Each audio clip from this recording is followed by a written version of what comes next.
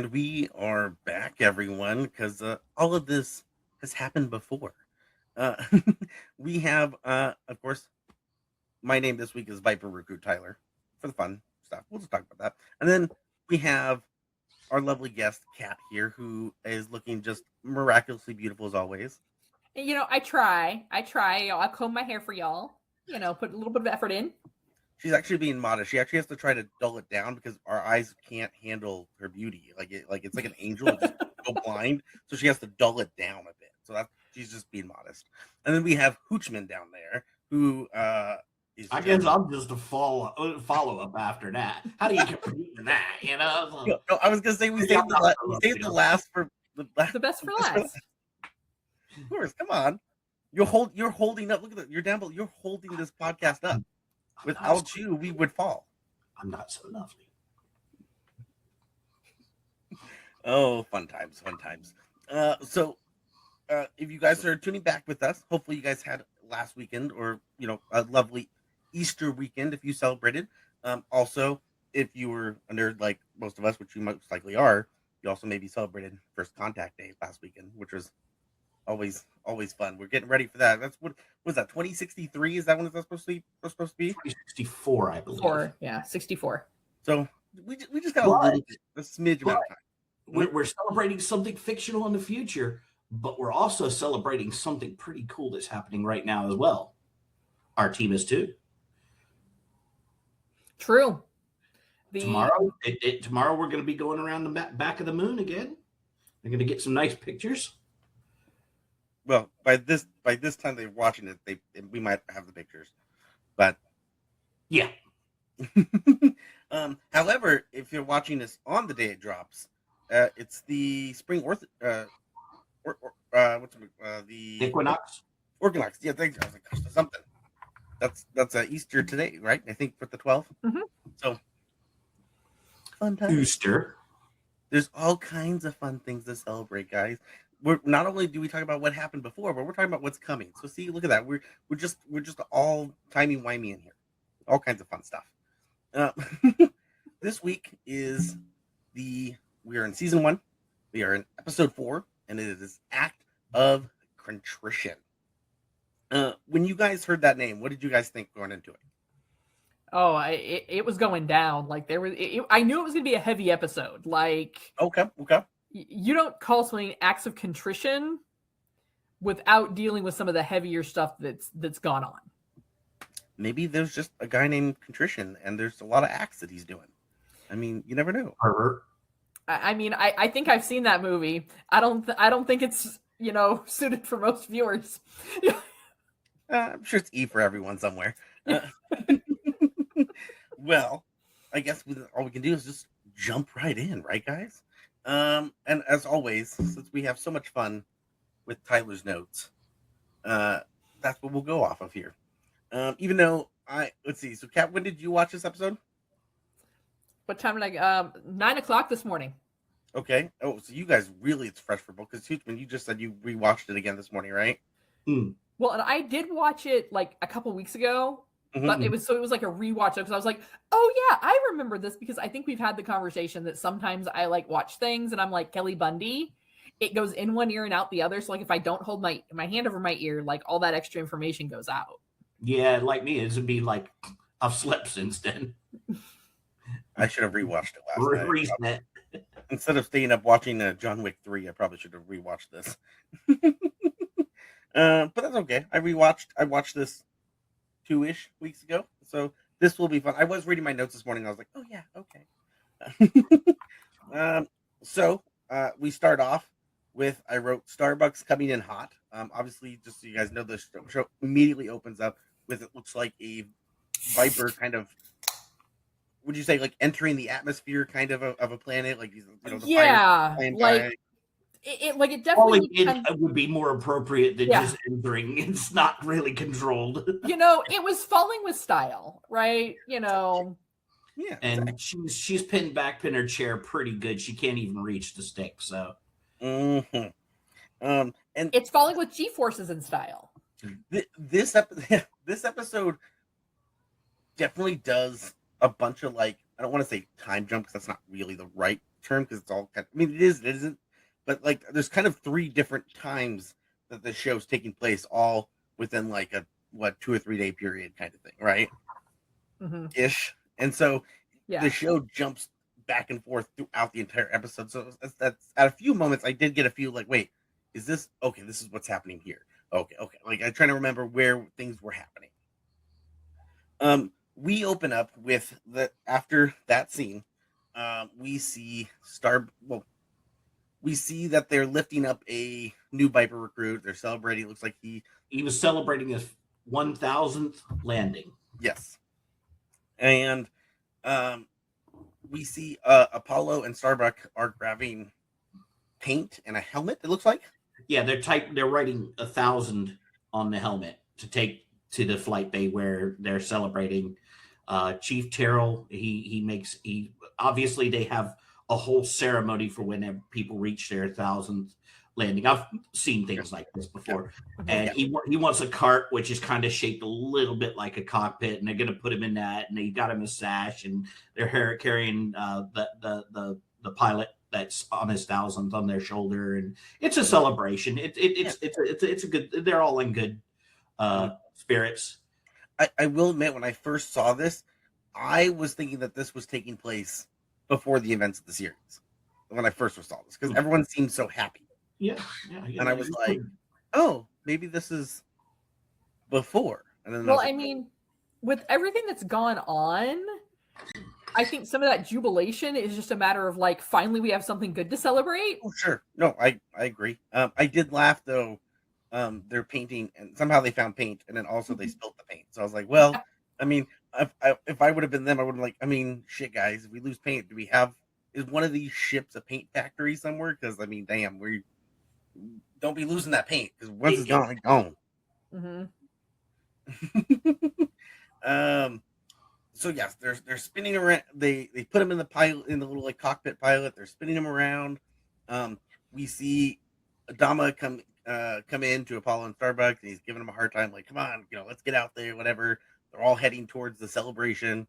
Everything's gonna be great. Everyone's happy. Things are happening.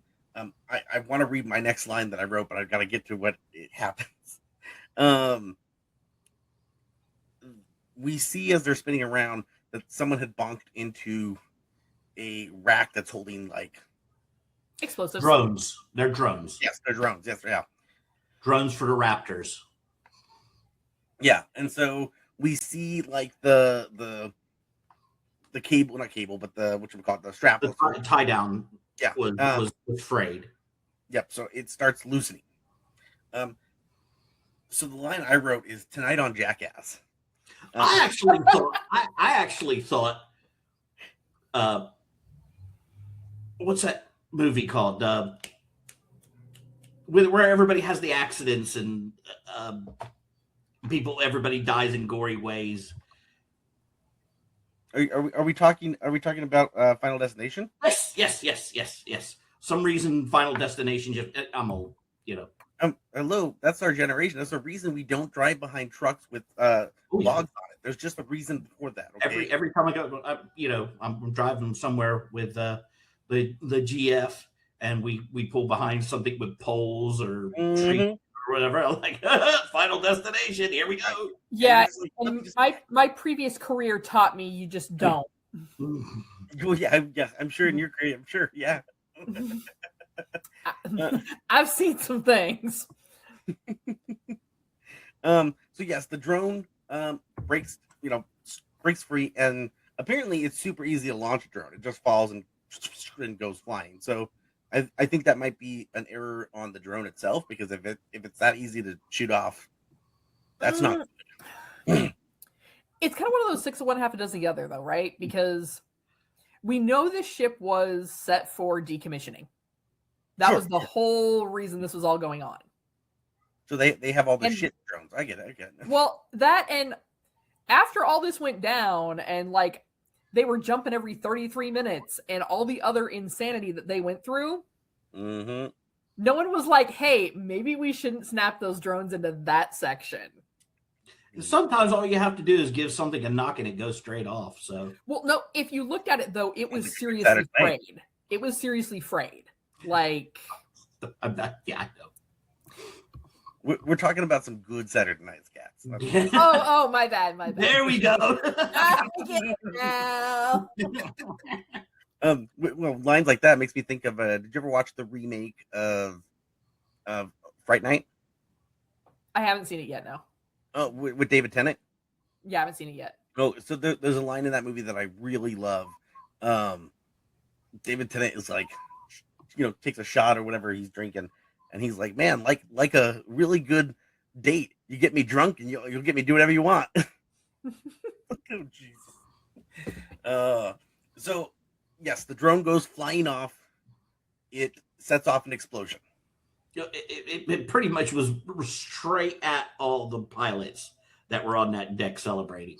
That's 100% why I said tonight on Jackass, because it looks like that camera angle, like when something stupid happens, like, oh, geez, like, yeah, it goes beeline for him as they're spinning him around.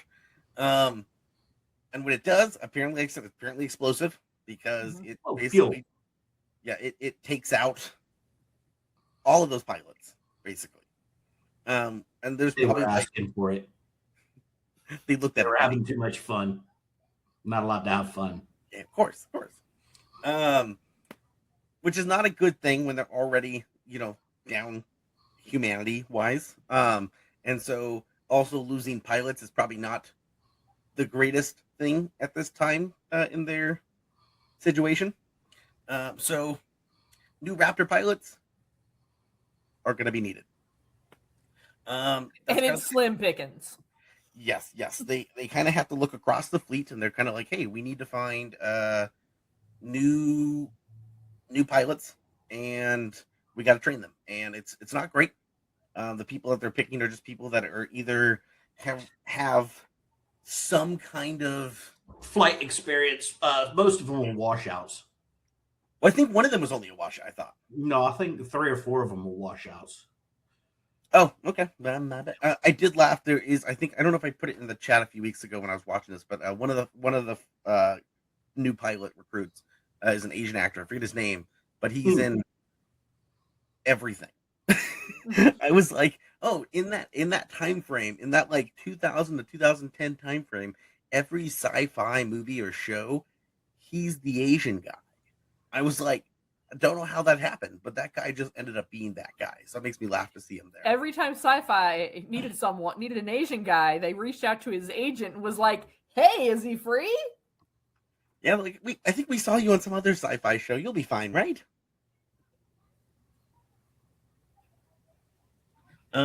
So yes, Adama goes to Terry Chen. Sorry, I was looking. Yep. Yeah, he's in a lot of stuff, man. And he's a good actor too. He's a good actor. Oh yeah. Let's see here. Before we get to Adama talking to Starbuck, we actually have a flashback. I wrote flashback in a flashback because it's, again, time is jumping around. Wibbly wobbly time. Yeah. I believe in this flashback is the first meeting of Starbuck and Adama.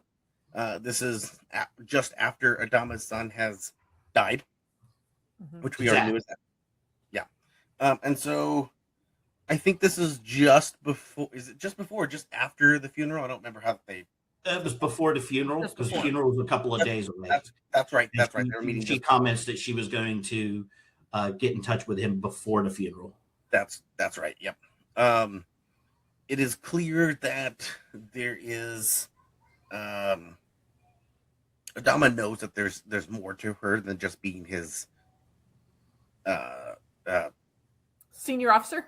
They were engaged. I mean, but they were engaged. Yes, but like I don't think Zach had told him yet.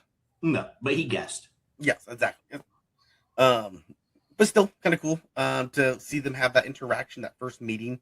That like we know how much he sees her now as like a daughter. So seeing that first interaction is kind of, I don't want to say heartwarming, but it's kind of it's a nice feeling to see that that connection happen where it started. Right. Let's see here. I have written Guardians of the Fleet. So Yeah, we're Guardians of the Fleet, so yes, now time to meet before funeral. I don't know what I know think that may have been because you had her, Adama's other son, Zach. and there were a couple other people that were like all part of the same. So it would be like if you had like Blue Angels. Oh, okay, maybe that's what it is. They were just okay. They were like these super like Top Gun pilots that all flew together. And what we know, because the next thing we're gonna get to is basically we know that she is a flight instructor. Is Adama is gonna come ask her to be the new instructor for these Viper pilots.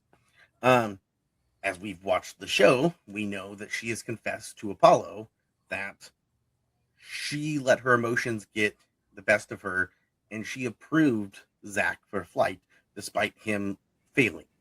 Yeah.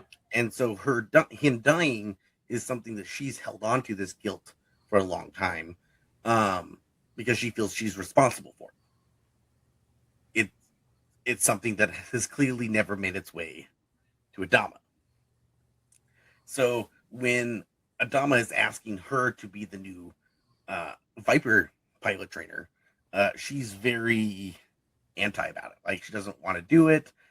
She could tell she's just doesn't feel right doing it.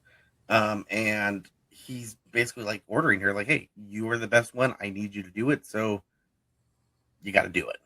Mm-hmm. He does try to give her this like emotion of like, I don't hold you responsible for Zach. You're not your fault. You approved him just like any other pilot. And you can see that guilt in her eyes of like, well, kinda. Yeah, sure. That's a sure. I do see that we do get to during that conversation. I think the flashback kind of happens a few times during their meeting, because we do get to the funeral, and we do see Adama hold Starbuck's hand at the funeral, and I think that just shows that emotional, like, he sees her as his last connection to his son, and this is something that, like, she's part of this. He was going to propose to her. She was going to be part of this family, so he sees her as that extension of the family. And so I think that's, again, it just kind of shows impactful how close of a connection they really have, which I think is, I think it's good. I think it's cool. I think it's something that we kind of have suspected throughout the show so far, but it's cool to see it. Well, I think also, though, some of the things that Starbuck has maybe been allowed to get away with, while Adama is very no nonsense. Yeah. There are certain things that he's just like, we just gonna look over here. When it comes to Starbuck, for that reason, because he already knows she carries guilt for his son's death. Yeah. Doesn't fully know why yet, but they bonded through trauma. Yeah. Trauma bonding. Lifelong friends. Yeah. So I think that's kind of, some of it too. It kind of gives a little bit more explanation as to why her and the other general, the alcoholic. Yeah. Why they kind of butt heads. Yeah, Colonel Ty. Yeah, why they butt heads a little bit, because he obviously sees that there are certain things that Starbuck probably gets away with that other officers wouldn't. I also think Ty, because of that relationship. I think Ty is also just a dick. Well, I mean, there's some of that too. I mean, I think he's a misogynist asshole, a little bit. Well, I mean, he's of that generation. Yeah. On another planet, on another solar system. Yeah. No comment. What? No comment. Okay. So, I have written, I guess they got ice, LOL, because I saw them put ice into the drink that when Adama gives her the drink to kind of like toast their glass. Mm-hmm. So I'm like, oh, I guess they got ice. Yeah. I guess they got the water, because otherwise that'd be a really bad use of. Right. Yeah, we're low on water. People might die soon. Hey, but would you like an ice cube? Keeps it nice and cold. Hey, that was last week's episode. Yeah, we don't really know. I don't think they. Do we really know how much water they really got? Yeah, right. It's like, Well, I guess we'll find out. I mean, we have a couple seasons to go, right? Let's see. What do I have next here? Oh, we go back to seeing Baltar versus Starbuck back at poker table. Yeah. We get to see Baltar. I think thinks that his moves are working, but they're not. I think we talked about this last time that the first time happened. He's arrogant enough that he wouldn't see it, and he automatically assume that it's working. Yeah. Well, the first time it happened, I still kind of waver that maybe a smidge worked for like a fraction. That's just me. But this time around, no. I was like, this time no. Starbuck 100% is like, I'm not here for the shit you're throwing. Like, I got your number, man. I'm not picking up what you're putting down, bro. Her mind is definitely not in the game. No, it is. I think she's also, isn't this the time she's having flashbacks of her and Zach in bed? Yeah. So she's 100. I guess that's the way to get her. When she tells him that he passed his flight test. Well, I mean, it was last week that we saw that Starbuck has cleavage, so this week we can just see her shirtless. So I guess that's just how it's gonna, gotta throw some sex in there, Well, they had to get the male audience on board with a female Starbuck. That's true. So how do you do it? Titties.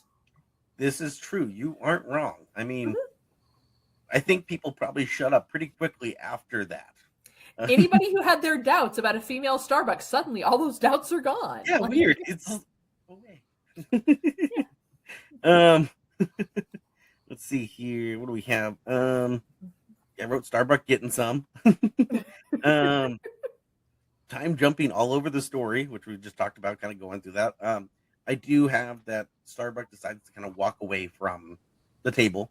She's, again, like I said, she's not, whatever he thinks he's doing, it's not working. And so she has other things on her mind. She's out. So she walks away.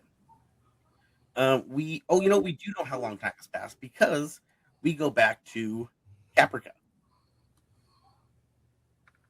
And they talk about how this is the 14th day on Caprica. So far, these 4 episodes and the miniseries has been 14 days. That's not a lot of time when you really think about it. Like, that's a lot of shit that they've had to deal with. A insurrection on a prison ship, them running out of water, that's a lot of things to be happening in a 2-week period that I am surprised not all of them are an anxiety, like needing, Star Trek at least had a therapist on board. I think Battlestar might need that. They might need They do have a therapist. It's called alcohol. Well, Ty probably has it all. True. Remember, he's laying on a bed of it. Yeah. So we see them on Caprica. I wrote this has been only 2 fucking weeks. Let's see. I wrote, so when they're going through Caprica and looking through everything, they're trying to track that signal we last time where they was hearing the military signal, right? They track it down to this restaurant, and I wrote all the businesses look great. I was like, nothing at all. Like, I understand that the bombs in theory may not have hit this area, okay, but there wasn't any looting. There wasn't any no, because the nukes knocked out and destroyed everything that was alive, except for Cylons, obviously. Yeah, I don't know. It was just interesting that everything looks very just fine. It's an interesting site, that's for sure. I was just like, okay, well, everything. If we didn't know that there was bombs dropped 2 weeks ago, I'd be like, what's wrong with this place? Caprica City looks a lot like Vancouver, doesn't it? It sure does. Is that where they filmed it? Yeah. Oh, nice. I was the typing. I figured it was, but Vancouver, Canada, or Vancouver, Washington? Canada. Okay. Cool. Yeah. I mean, a lot of space looks like Canada. Yeah, I know. I mean, almost the whole Stargate universe looks like it's Canada. Yep. Gosh. gosh, there's so many other jokes I want to make. Wasn't there an episode where somebody turned around and said, "Why is it every planet we go to looks like Ken?" I think that was in Stargate, actually. I think Yeah, it that was. I think somebody said that in Stargate. That's I just remembered that. Yeah, and everybody's like, they actually made a similar joke to that in Star Trek. What is the more recent one? Not Academy, but Discovery. Not Discovery. Strange New Worlds. Strange New Worlds. Strange New Worlds. Yes. Here we are, just rolling through Star Trek titles. Did you guys see the episode where they accidentally traveled in time and they went to Canada? Yes. Yeah. Yes. And so they did make a joke about that where they're like, man, why does it feel like things look similar to what we where we normally go or something? And I was like, nice. Let's just nod it where we're already filming. But yeah, that's just fun that they did that. Let's see where we at here. The signal that they're tracing, it turns out it is behind they move this bookshelf and there's a door there. I do again find it funny that there's this conveniently stocked bomb shelter with all their necessities, right? Everything that they need or want there, and then there's just a signal on loop. To me, this is clear that they are just the Cylons did this for them, right? Like the Cylons, Cylons. Six walks past. She knows where they're at. They're watching them. Yeah, but I think I legitimately think the Cylons put this there for them. Oh yeah, I think that they're, or at least led them to it. Maybe it could have been a legit old bomb shelter. They found it and they set the signal going so that they would find it. Well, so their fellow Cylon would find it. Yeah. Well, yeah, it is fun to kind of watch this because it's like everyone is in on this big joke, but Hilo, and he has no idea what's going on at all. He still doesn't even know that Cylons can look human. Yeah. So like ignorance is bliss. What? Ignorance is bliss, and he's getting some.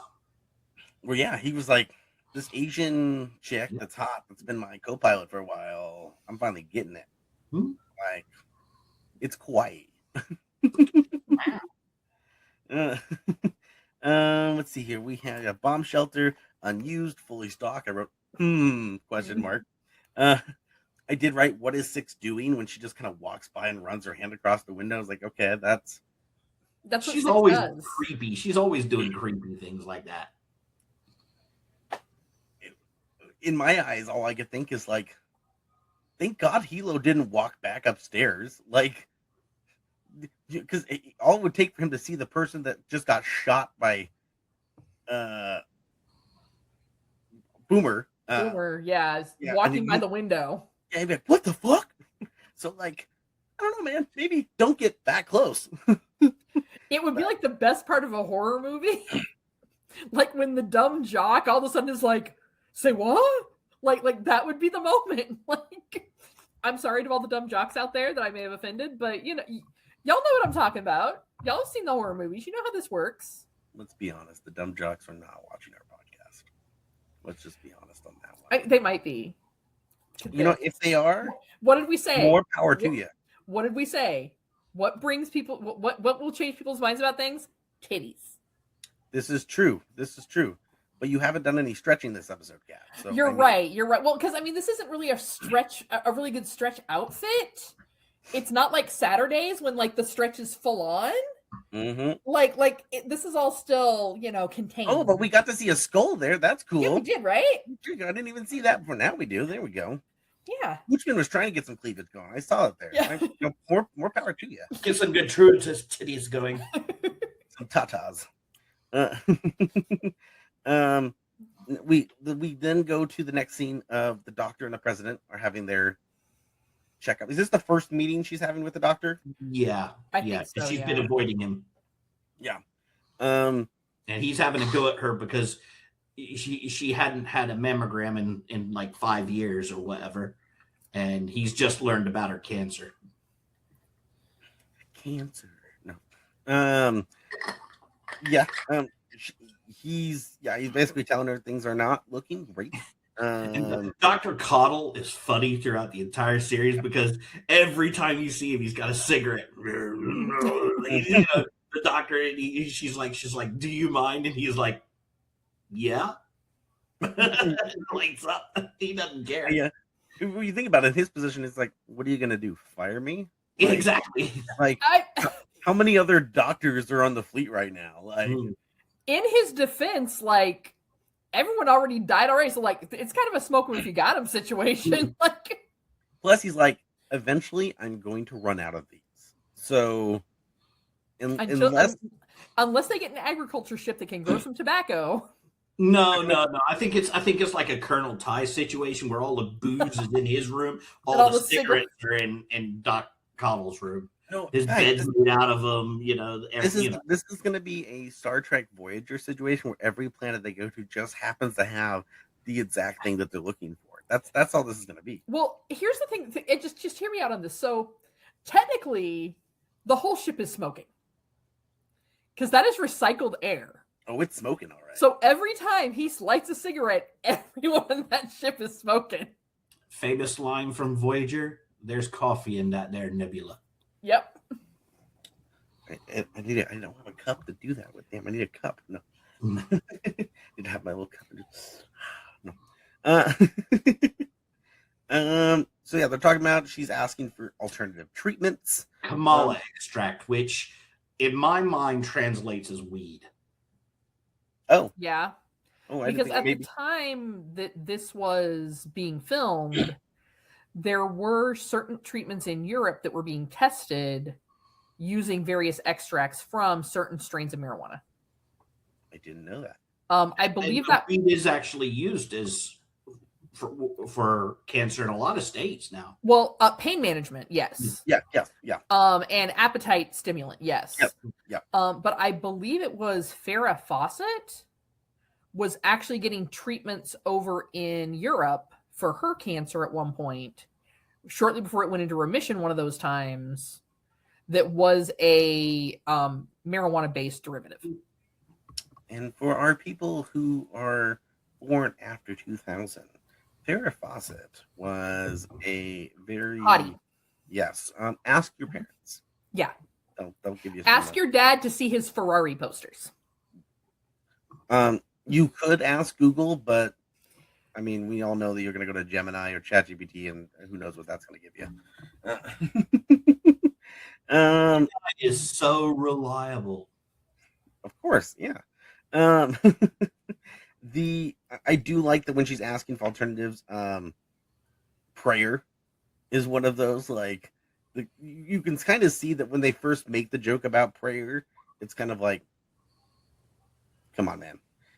But then, like, when they're ending that conversation, the doctor goes, actually, prayer might be the way you need to go.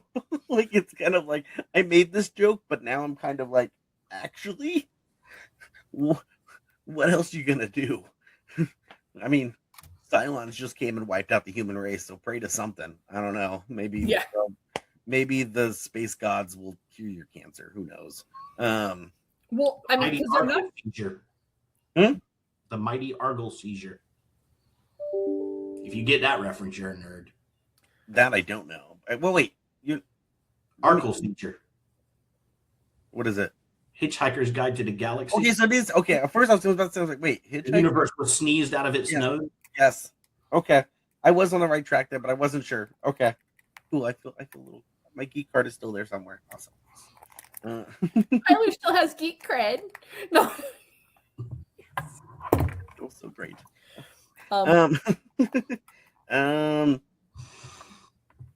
We go back to basically. I wrote new pilot boot camp. We see all the new pilots are in the. There ain't no boot camp there. We don't even have a simulator.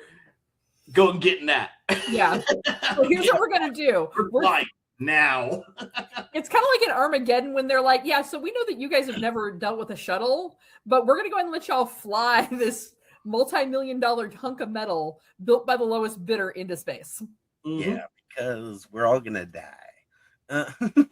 No, Some of the stats that she gives on the Viper is quite interesting though, able to turn a full 180 Mm-hmm. in 0.35 seconds. Yeah, that's gonna crush you. Mhm. Yeah.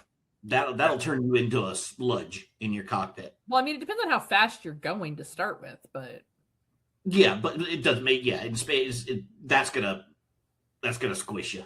I mean, In- I can 180 in a car in like 5. In space, no one can see you squished. So, I mean, I do like her, like, kind of yelling at everyone, giving them all like shit at like a boot camp. It is kind of fun. I think this is the moment where she gives the washout name Hot Dog. I do like that she also like calls him out for being a washed up. Like, maybe if you weren't such a piece of shit, like you wouldn't have washed out. Ha ha ha, you suck. It's like, well, okay then. Well, and here's kind of the thing though, is you can tell that these are not the people Starbuck would have preferred to be training, right? Mm-hmm. In most situations like that, your training officer comes in, you're ready to jump when they get there. These guys are like a bunch of teenagers sitting there after the bells rung, carrying on their own conversations. Normally they've gone through boot camp, technical training. They're disciplined by the time they get to that point. These guys are just taken from the world. You're flying. Well, and I think, I mean, I do agree that everything you're saying, I agree with. I will say though, obviously, I think that she already still has that negative mojo with her right now. That like, she doesn't want to do it. Yeah, like you could have put anyone in that room, and she probably still would have issues. I think like you could have put legitly people who were like, these guys were fresh out of the academy. They literally just made it all the way to the end before everything happened, and she still would have an issue with them because she just doesn't want to be there. She's carrying that guilt still. I think we see them fly. One of them kind of comes in a little hard, if I remember correctly. A little bit. That's generous. I mean, we have seen Starbuck come in worse. So, okay, but here's the thing: Starbuck is a trained pilot. Yes. And Starbuck came in a manner that was controlled. Well, controlling Apollo's. Yeah. Yeah. So she's controlling her ship and Apollo's ship as she's crashing in because Apollo's lost power. Okay. That's a little bit more of an emergency situation than the fact that they literally had to have her touch and go. If you've ever watched pilots training in the Air Force for landing on an aircraft carrier. You mean Navy? Navy. What did I say? Air Force? Yeah. Well, Air Force has landed before on those things too. Some of them have to. They're not trained for it. Yeah, they're really not. But they can if they have to. Just like a commercial pilot could land on one if he had to. I mean, that would be a shit show. But they could do it in a real emergency. The main difference between like Air Force jets and Navy jets is the landing gear. Yeah. The landing gear on Navy jets is well reinforced. I mean, if you ever watch Navy guys, they slam it into the runway, whereas the Air Force coming, butter it. Yeah, well, the reason for that though is because you're dealing with a shorter runway. Of course, yeah. And you've got the sky hook, so to speak, that's going to grab the underside of that plane. Yeah. The tail. Yeah. Yeah. I watched Top Gun. Yeah. But that's basically what this gal had to do because she was coming in so hot. Like when Apollo and Starbuck came in, Apollo's ship was scraping and sparking, but Starbucks was not. True. With this one, this gal came in and she started just sliding down that runway, which is why they said, hey, we need you to pull up and get back out because she was coming in with too much speed, even though Starbuck was telling her you need to throttle back. And that's how she gets the nickname Racetrack. Yeah. Because she was racing the lights. I do like, when I'm thinking of pilots and they're practicing, I always think of Galaxy Quest when they're trying to come out of the space dock. And you can see, I love Tim Allen sitting there.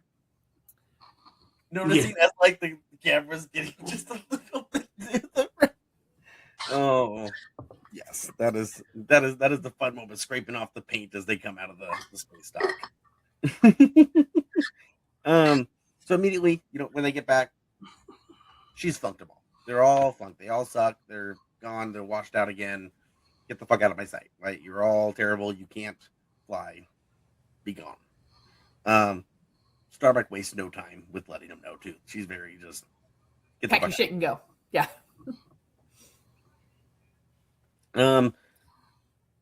We know that Apollo kind of goes to Adama to be like, hey, I think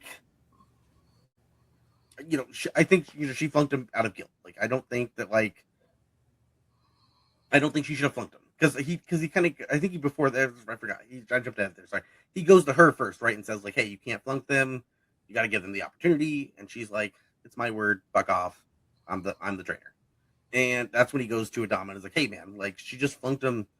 We got to give him another try. And Adama at first is like, behind. If she says they're not ready, they're not ready. Like, she's the best pilot we have. She's an instructor herself. If she says that these pilots are not ready, then likely these pilots are not ready. So I'm behind him. I'm behind her. And Apollo, I wrote Apollo's about to spill the tea. Apollo and him kind of have a heart kind of confessing about the guilt, but like without fully saying what's going on. And they have this conversation back and forth of like, oh, I know that she feels guilty for him dying, but we both have talked about how it's not her fault because she did everything right. And you can see Apollo at that point is like, well, yeah. And it's that reaction because he even says, oh, we've talked about Zach. And she goes, oh, okay. So in his eyes, they've already talked about that conversation because Starbuck told him. And it is definitely that moment where you can see he's like, oh shit, I spoke a little too much. And he's like, you're gonna tell me what you're talking about, what guilt that I don't know about? And he's like, maybe you should ask Starbuck.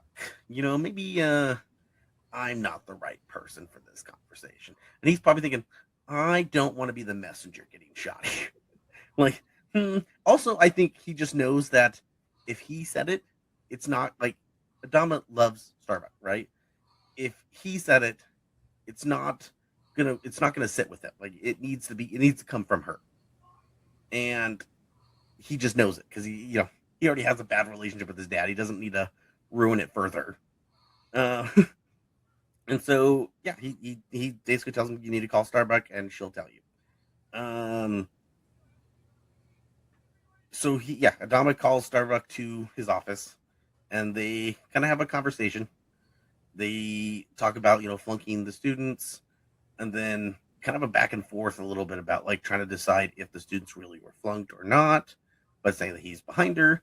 But then he also talks about how Lee had just been there and had suggested that there might be some more guilt that she has not confessed to him. And she tries to get out of it like, oh, well, you should go ask Apollo. I don't know what he's talking about. And he's like, no. We're not doing this back and forth. We're not going to do this like, go tell mom, go tell dad. No. What happened? What is it that you're not telling? He confesses. He goes, hey, I love you like a daughter. I can take anything you tell me. Like, what is it that you're withholding from me, right? Let's test that. Yeah, right. It's like, oh well. She confesses that she passed him despite basically him failing. That she now, luckily though, I think this. I don't know if she says it this way to soften it to Adama versus how she said it to Apollo. Because Apollo, she made it sound like the guy fucked up completely. He's completely shitty. She kind of tells him that he failed basic flight. Yeah, but like, yeah, but like, I got the. For me, when she first told like Apollo, right, my reaction was like, oh man, he just sucked completely, and she just okayed him. This one, when he tells him, sounds like he failed, but like he probably could have passed if he worked a little harder. But like, it's one of those things where I feel like when she said it to Apollo, it was like, oh, this guy sucks ass and can't do shit. And then when she tells Adama, it's more of like, well, yeah, the score needs to be 60 and he hit 58. You know what I mean? Like, it feels like he just barely failed. That was the. I don't know if she's softening it when she's telling Adama or what. I don't think think she was, because when you're dealing with those kind of metrics with something where it's like a physical test, usually like saying someone failed like 3 or more items out of these like tasks you have to do. Yeah. In combat situations, that's a solid. Basic flight, you either pass or you fail. There's no you nearly passed. You either pass or you fail. There's no graduation in there. I can see that. Oh yeah, you just nearly made. No. You either. Well, that is what she tells Zach. That you just barely passed. When they're having their little sex scene.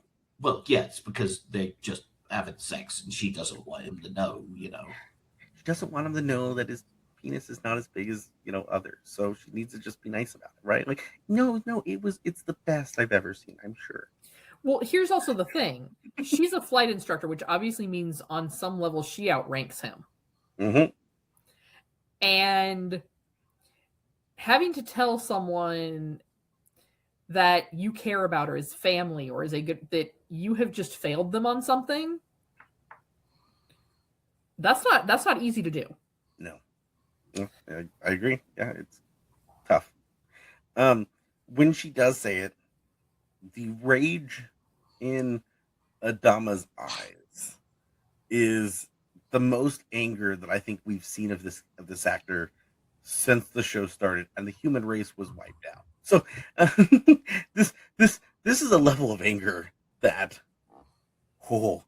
he tells Starbuck that you're going to reinstate the pilots and to the training program and to keep teaching them. And I do love, he looks at her and tells her, walk out of this cabin while you still can. Well, but for Adama, it's more than just losing his son, though. Oh, yeah. Well, yeah, no, yeah. Because if you have someone who hasn't passed a basic flight with the kind of maneuvers that they have to do in those planes, you're risking an entire fleet. Mm-hmm. Well, I think it's also the personal level that he's taken her as a daughter, and he feels like he's been lied to from her since the beginning. Combination. Yeah, it's a combination because yes, he's been lied to. Yes, she's still family to him. But by her, for lack of a better term, her dereliction of duty to fail him, put hundreds of people at risk, and maybe even more so. Yeah. Because like if one of those Vipers flies into the cockpit, into the hangar, and they're just all willy-nilly, half that ship could go. And that's not just even right now in the situation they're in with where they're all that's left of the human race. That's any wartime situation. Sure. Yeah. Well, even just training on a base. Bad. So I think there's that combination of the betrayal of, well, why'd you pass him? Yeah. And the betrayal of how would you do that? How could you do that to those you serve with? Yeah. Like you said, I think this actor is a great actor because, like I said, that moment we've seen from this series, he's gotten frustrated, but he usually keeps his cool, even in some situations that he probably shouldn't. Like there's moments where anyone would have probably just lost their shit, and he did his best to stay cool, even when frustrated. And to see him, he didn't lose his cool here, but like you could see that this just that level of rage that he's holding back in that like anger and just frustration he's holding on to right there in that moment. That's some skill that actor's holding in there, right? Like that's some powerful acting. Oh yeah. A lot can be said with just some eyes. We then see Starbuck is out there. She goes back to the trainee. She says, "You're all reinstated. Let's go. Let's go out and fly. Let's test. Let's fly." She takes them all out to do some practice maneuvers. They're doing some just test flights. I do have written because we see the deck is all listening to their communications as they're talking. I have written Ty is starting to like Starbuck. As Starbuck has just gotten her ass chewed out, she's being very by the book and very just no nonsense, no Starbucks attitude, just being straight instructor by the book. And Ty's like, hey, I kind of like this. Like, if only he knew what had just happened. I bet he'd be like, man, I think I like it when Starbucks gets chewed out. No. And hot dog starts hot dogging. There you go. As they're flying around in space, we do see some Cylons jump in, right? Some fighters. They're incoming. They got they're so distance out. Don't remember exactly what they said the distance was on that. 4. Whatever that means. Exactly. They're out there. 4. Yeah, right. So Starbuck immediately has told everyone get back to the ship because they're getting ready to launch the new Vipers, the actual pilots, but they're not going to intercept in time, right? And so she tells them to all go back. Well, at this point, when they're all turning back, earlier in their program, we saw that she snapped at Hot Dog for you never abandon your partner. Your leader, yeah. And so he chooses to ignore her order and Hot dog and go back to her. Which it is interesting to see, like, the amount of Cylons there, and she was just thinking that she was going to take them all on. Like, that's I can't tell. She didn't think it. She knew it. She knew that she could do it. Hey, it's Starbucks. That's the attitude. Oh, I took it as like, one, she sees it as her duty to protect the people. 2, I also see it as she is I think that she has this pit in her stomach, like, and so if she dies, she dies, right? Like, I think she's kind of. Oh, she's like Absolutely. that the whole series. That's Starbuck. Yeah, but I mean, she just came back from having this disappointing the person that she cares about. I think this is holding some weight over her inner pilot, like in her flying. Maybe I'm wrong, but that's just what I'm seeing. I think it's more a matter of, if I'm gonna go out, I'm gonna go out in a blaze of glory, and I'm the only person here who could possibly defeat all these Cylons and make it out. So she knows she's either gonna buy him time or she's gonna take him out. True. Plus, she had a whole contract for the season, so yeah, that's true. She's like, oh wait, I'm not going anywhere. I'm not gonna die. It's fine. I've seen the next 5 scripts. You make me think of when I went and saw Avengers Endgame. Oh no, Avengers Infinity War at the movie theater. And I remember I had people behind me, like, as people are disappearing at the end of the movie, right? The person goes, oh, my contract's up. Oh, my contract's up. Oh, his contract's gone. I was like, damn, no, he's not wrong. A lot of those people need to get their contracts renewed. Fun times. Hot Dog comes back trying to help her. They're flying through, trying to fight off all these Cylon pilots. The Vipers from the ship are still coming. They're just not there yet. Well, he takes out 2. Mm-hmm. Yeah, which is not bad. Take out 2, and then he gets dinged. Mm-hmm. So she tells him to break right and leave. Yeah, to fall back. She's down to like the last one. Yeah, because there's probably like 10 or 15 of them, and they take them all out pretty. There were 8. There were 8. Oh, okay. Well, but yeah, she gets into a fur ball with that last one, and she manages to hit it, but as it's coming past her, it scrapes along the right side of her ship, and all her power goes out, and she's falling in towards the planet. Yep. And so, and at this point, on their screens, they've lost her signal. You can see in Adama's eyes that he is feeling like shit.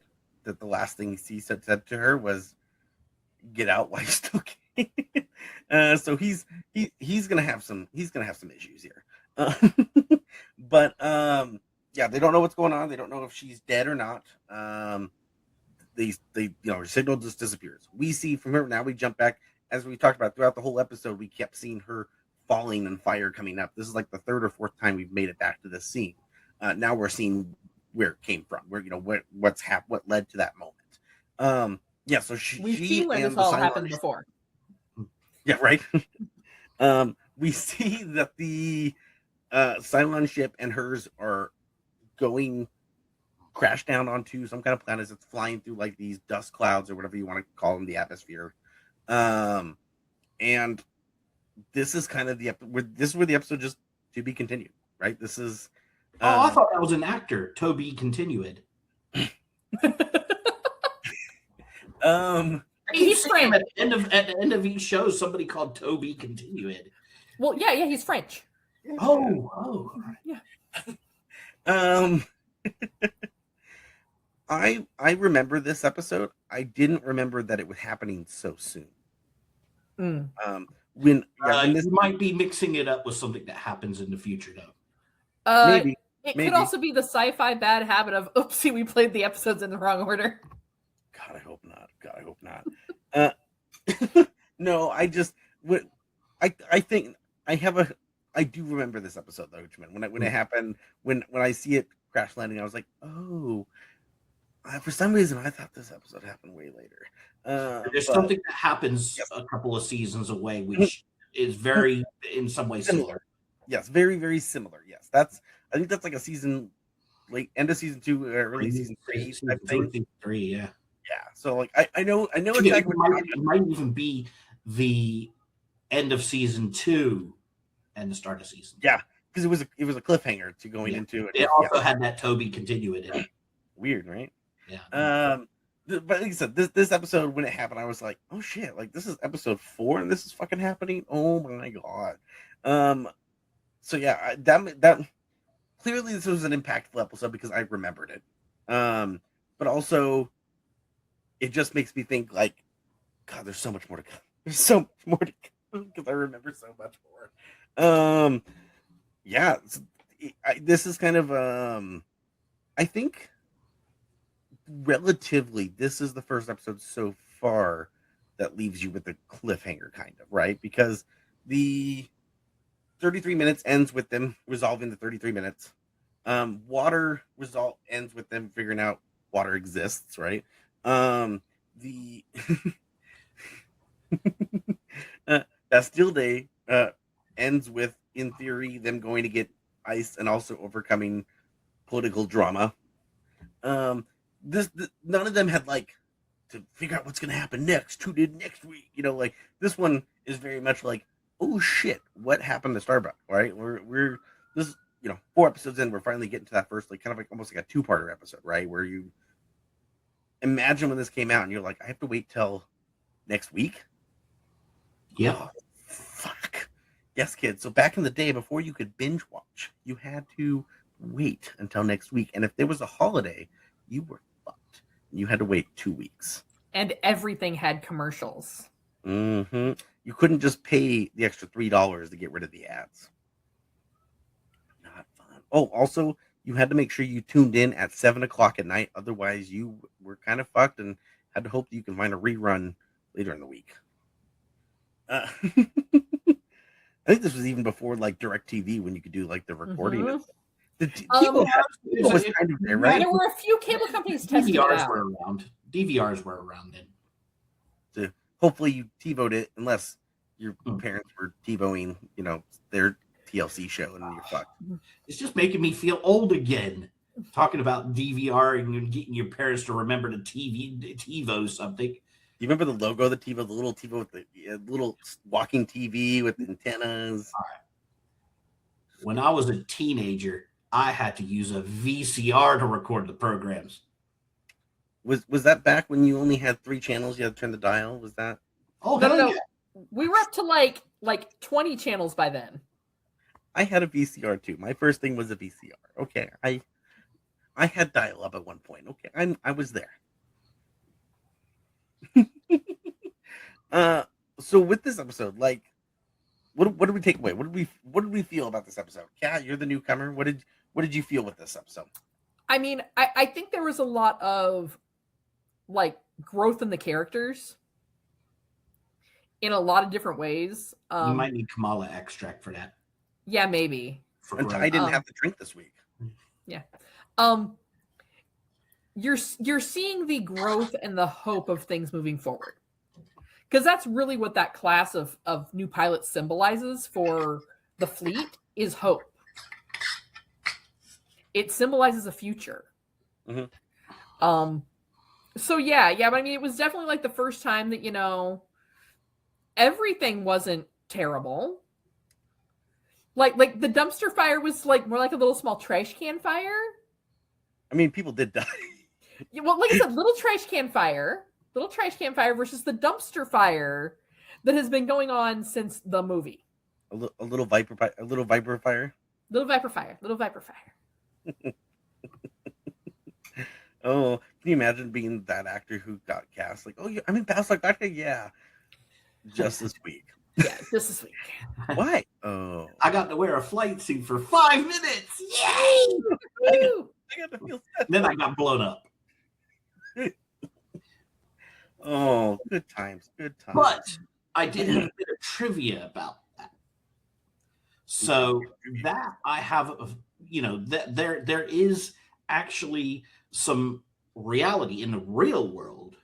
In 1967, the USS Forrestal had an accident, and that accident was a rocket went off from an F-4, hit a A-4 Skyhawk, blew up, and it ended up killing 134 sailors and injuring another 161. The ship survived, the aircraft carrier survived, but it ended up costing like, what was it? It was $72 million to fix. Mm-hmm.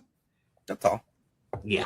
And basically, it was an accident just like that, except it was a rocket instead of a drone. Mm-hmm. So just a little worse. Yeah. So I mean, things like that do happen.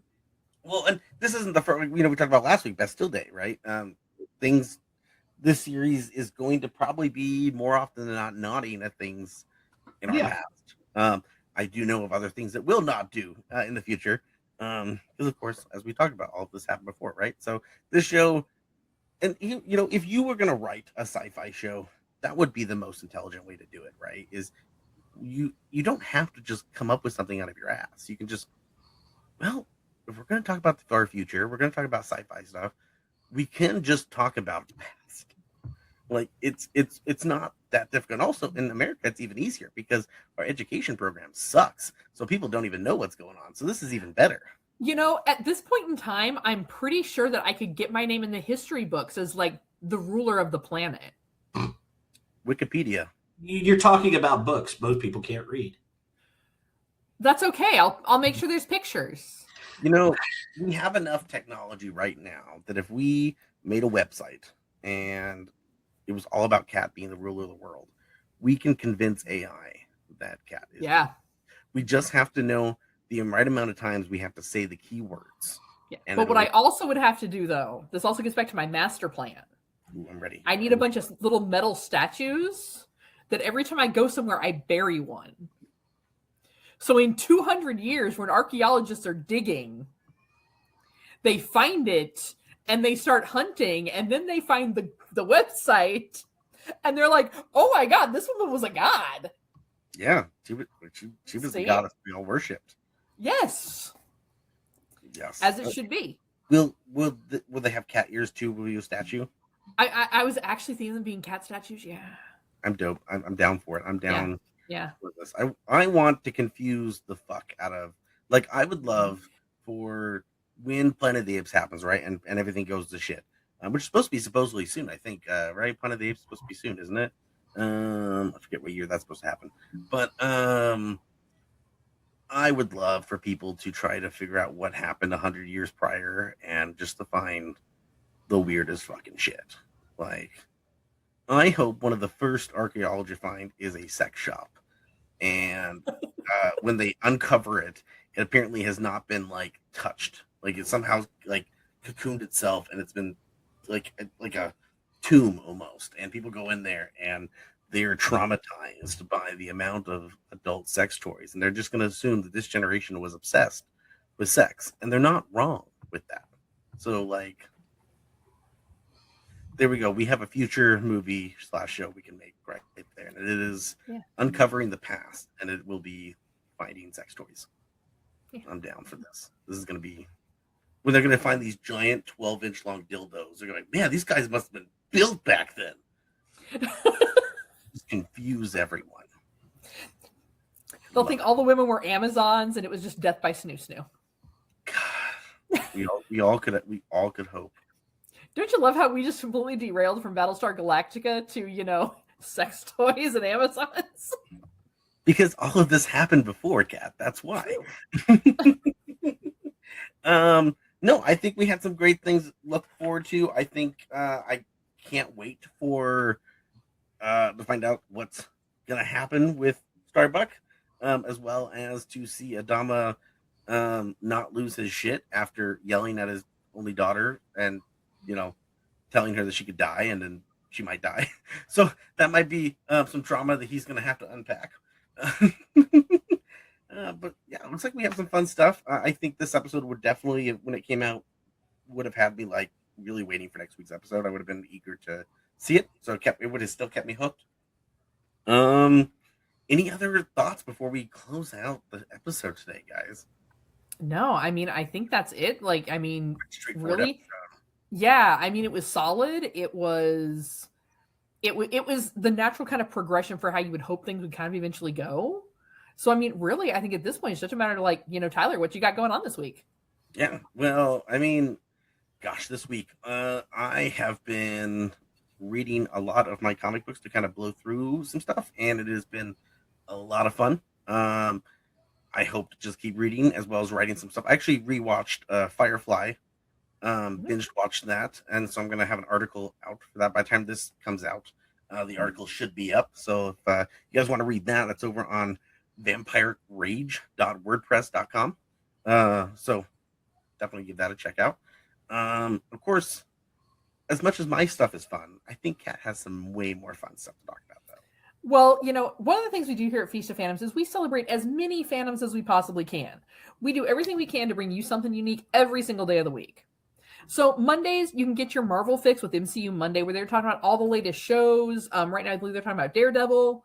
That way they can, keep you up to date and, give you an opportunity to be part of that conversation to talk about your favorite parts of these shows. Tuesdays, we've got Trek Tuesday, where we either get episodes from Captain's Logs and Lightsabers. Sometimes we get some gaming content. Sometimes we get some shorts. But it's all about, the Star Trek side of things, which then, of course, rolls us into the next star, which is Star Wars. On Wednesdays, you've got War of the Stars. With that crew over there, they talk a lot about lore. They talk about the books. They kind of give you your real deep dives before we roll into Thursday with Cantina Happy Hour. You know what? It's getting close to the end of your week, so you want to head on over to the Cantina to talk about everything in entertainment. I believe they are still talking about the Clone Wars right now. Last I checked, that's their topic. For our anime folks, we do have Snackame, which shows up on one Friday a month, as well as for my book talk girlies out there. Make sure that you tune into Courts and Confusion, where Jonathan is reviewing some of the best romantasy books out there and reviewing it from a man's perspective. Saturday nights, you're going to go ahead and have the Geek Gauntlet, where we talk about everything from anime to gaming to everything in the latest in geek entertainment to keep you all up to date. And then Sundays, make sure you meet us back here because, hey, all this has happened before. Your premier Battlestar Galactica podcast. Don't forget to follow Hoochman's OnlyFans. It is spicing up lately, and it has been it's been very, very tasteful. Isn't that right, Hoochman? Yeah. He's you like to see scantily clad 50-year-old men vacuuming up their apartment, doing dishes, whatnot. You good?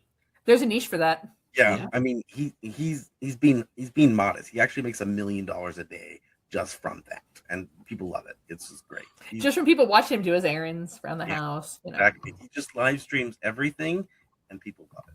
It's great. It's like the back in the day of the 24-hour cam girls. Exactly. See, that's. Hey, we all saw Truman Show, and it worked well for Jim Carrey. So right? I mean, But thank you guys, as always. It's great to have you guys be here each week with us. I appreciate if you like us. Don't forget to hit subscribe, as well as to hit the notification so you get notified for all the Feast of Fandoms fun stuff. Exactly. Otherwise, we will see you guys next week. And all I can say is, so say we all. So say we all. Yep. Right. Take care, guys, and have yourselves a wonderful, wonderful week.